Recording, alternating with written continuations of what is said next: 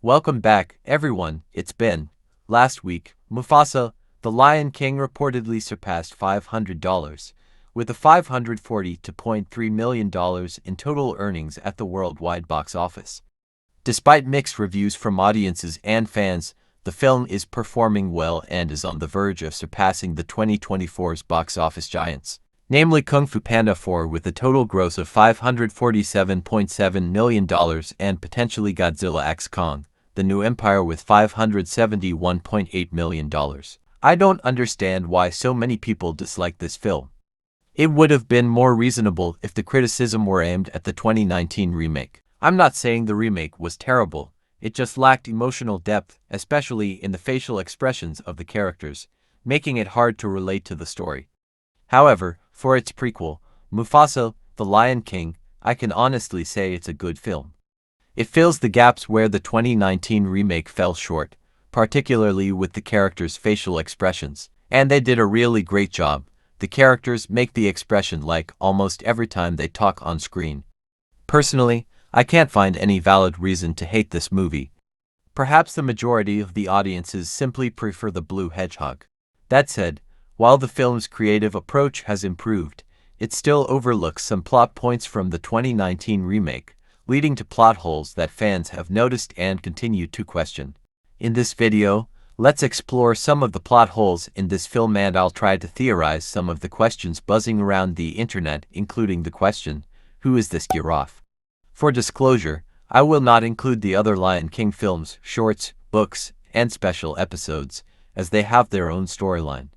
I'll only consider The Lion King 2019 because this movie is what I believe is canon to the film Mufasa, The Lion King, as Disney labeled this as a prequel. So let's get started.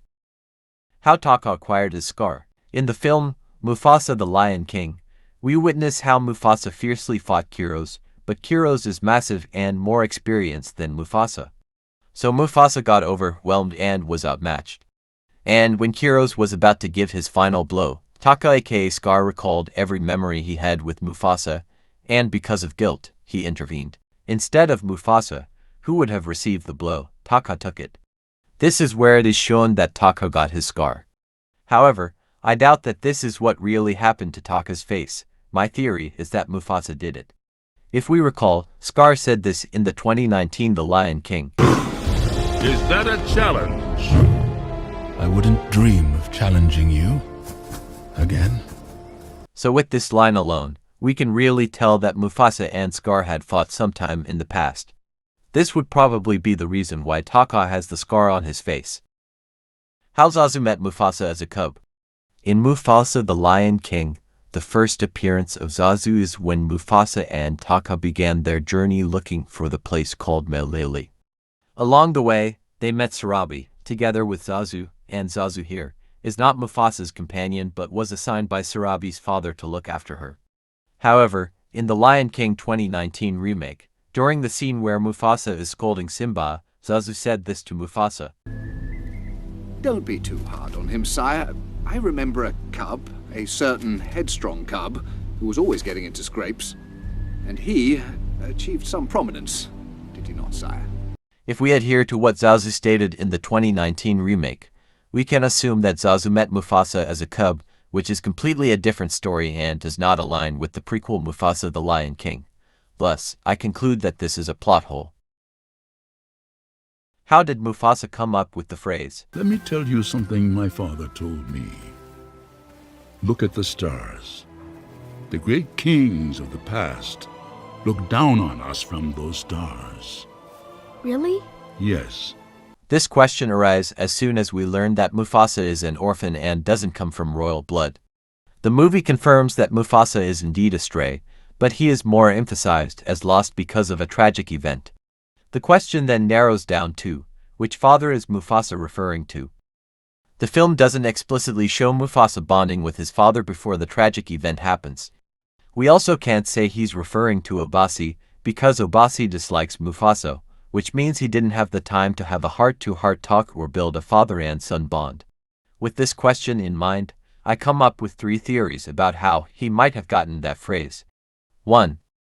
Since Mufasa is somewhat of a believer, he might have made up the phrase, to encourage Simba not to be sad when his time comes. 2. Mufasa's father might have instilled some wisdom about kingship long before the events of the film. The screen time for Mufasa's parents is very short, and I really think this is a missed opportunity to show the father and son bond, where Masego, Mufasa's father, educates and shares his wisdom with him. 3. Rafiki might have coined the phrase because he dreams a lot and has many visions. These visions could have interpretations that Rafiki conceived. And as Mufasa becomes the new king of Pride Rock, Rafiki might have educated Mufasa about being king and the kings of the past. Another question is, how one giraffe knew Mufasa? In the climax of the film, where Mufasa, Rafiki, and Sarabi went to the Tree of Life in Meilele, we can see that one giraffe knew Mufasa.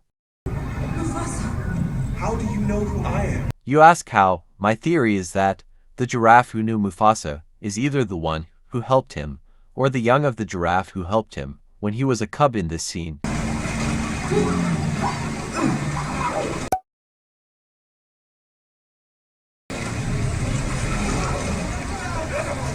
Thank you.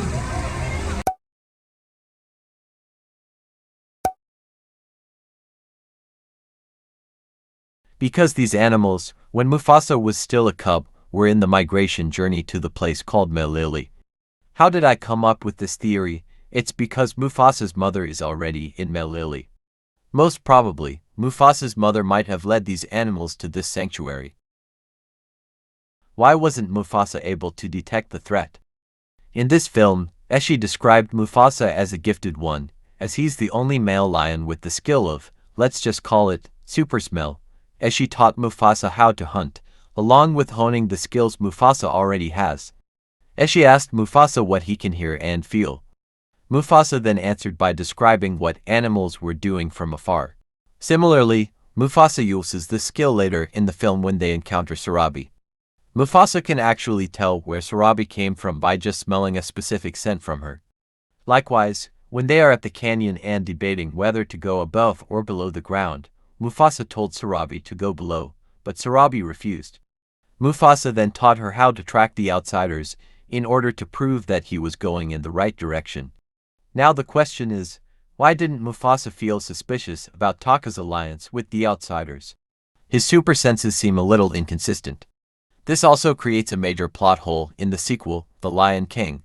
If Mufasa has these special abilities, he would have probably sensed Simba during the wildebeest stampede. He could have saved Simba even without Scar telling him there was a stampede.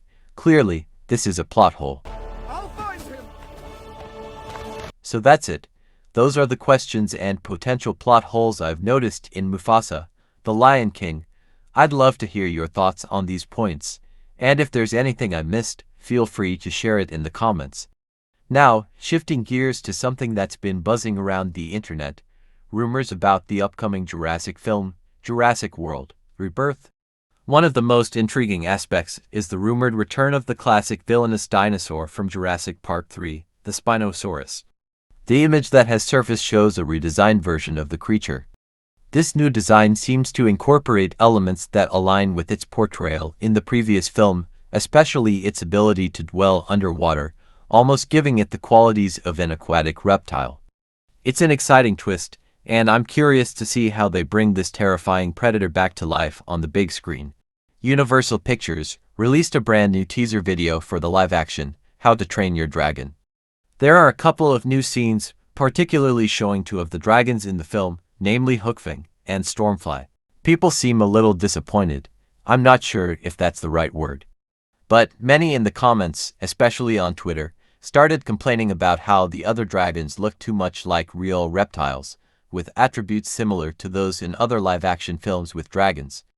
Hookfang's design, in particular, reminds me of Smaug from The Hobbit.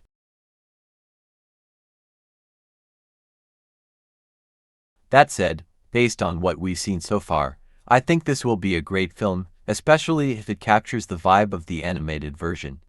Plus, if the director fulfills his statement that this film will not be a shot-for-shot remake, I hope it introduces something new to the franchise and expands it beyond just a live-action trilogy.